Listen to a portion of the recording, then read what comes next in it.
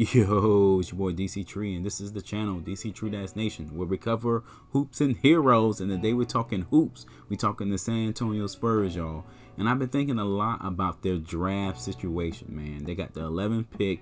This is a huge pick for them. They got to make it count, okay? But before I jump too deep into it, if you like my content, please sub to the channel. Alright guys, back to the business at hand. Like I said before, the Spurs have the 11th pick. This is a big pick for the franchise. They really need to make this thing count. And I got to thinking, man, the Spurs really need a big man. You know, LaMarcus Aldridge is getting older. He's probably going to leave the Spurs or get traded. You don't know what DeRozan is doing as of this video. So the Spurs need to go ahead and get that big man talent. That's what I was thinking. But then I had to step back and think about the situation. Do the Spurs go for the best talent available, or do they go for a player or a position that they need to fill? You get what I'm saying? And that's one of the challenges the Spurs really haven't had to face over the years, because they have, picks, late picks in the first round. Usually they have to go with what they need. Okay, all the good stuff is gone by then. But now with the 11th pick, you got something to work with. Do you draft another point guard? Don't get me wrong, I'm a fan of Murray, what he brings on the defensive end. His offense needs work, his decision making needs work, but that's all part of development. So I wasn't necessarily thinking, hey, let's get rid of him or put him on the bench. But then the name Killian Hayes came up on my radar. Okay, he's been on a lot of Spurs sites. I checked out some highlights, and he's giving me mad like Tony Parker vibes with a little Manu Ginobili, because he's a lefty.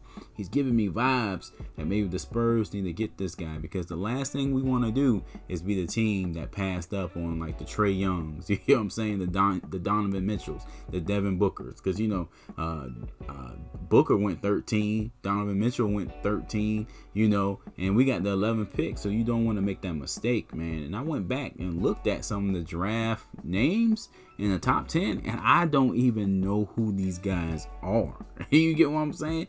So having a top 10 pick doesn't really quantify success. So the Spurs, that 11th pick could be deadly, and you need to go with the talent, man. And I want a big guy. We got Jalen Smith. Jalen Smith just outright said, hey, he'll love to be a Spur. And he's a big-time defensive player. The Spurs were horrible defensively last year, so getting him isn't the worst decision, okay, in the world. But when I look at the mock drafts on ESPN, and don't get me wrong, I know ESPN credibility is kind of shot sometimes, but when I look at the mock drafts, there's not a center in the top 25 picks, man. The league has changed. There's a lot of guards, there's a lot of shooting guards, and the Spurs are already guard heavy. So again, do you pick, by talent, or do you pick by position? And to be honest with you, with the Spurs having struggles with free agency, with LaMarcus Aldridge likely on the way out, with DeMar DeRozan, he could leave, and the Spurs need talent, they need to probably go the talent route. Whoever the best player is available, whether that's a point guard, whether that's a shooting guard, heck, even if that's a small forward. And, I'm a big Keldon Johnson fan. You get what I'm saying? But maybe you can do something where you put Keldon at the 2, or something, bring Lonnie Walker off the bench. They can make things happen. But what I don't want the Spurs to do is to, skip on a great talent at the 1 or 2 positions, the point guard or shooting guard positions, because they're trying to do the Spurs, we go after exactly what we need. We go after the person with the best character type deal. Because to be honest with you guys, I'm a Spurs fan. I love this organization. They're awesome.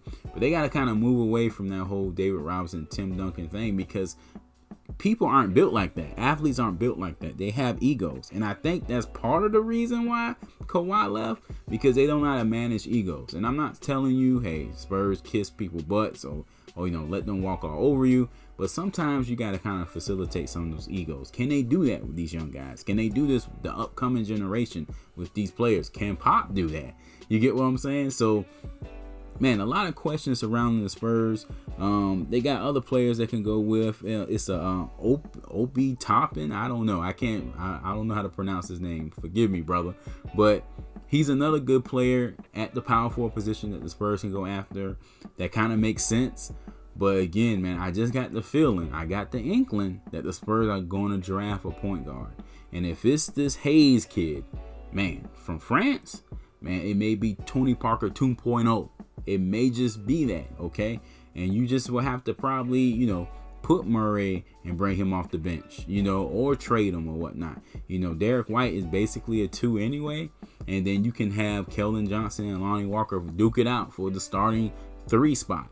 Or, you know, if DeRozan stays, then, you know, you may have to trade someone, you know, to get a pick or something like that. The Spurs will have options, but I think it's clear cut. And let me know in the comments if you agree with me that the Spurs should go with the best player available and let the chips fall where they may. Okay? Because at the end of the day, you can make a trade. You can, you know, move some pieces. You never know. Go with the talent, Spurs. Go with the talent. Okay, guys, that's it for this one. Thanks for watching. Be sure to check out the other videos on the channel. Sub to the channel. Hit that like button. And thank you so much for your support. Like, share, and subscribe, my fellas and my ladies. Thanks for watching. Peace.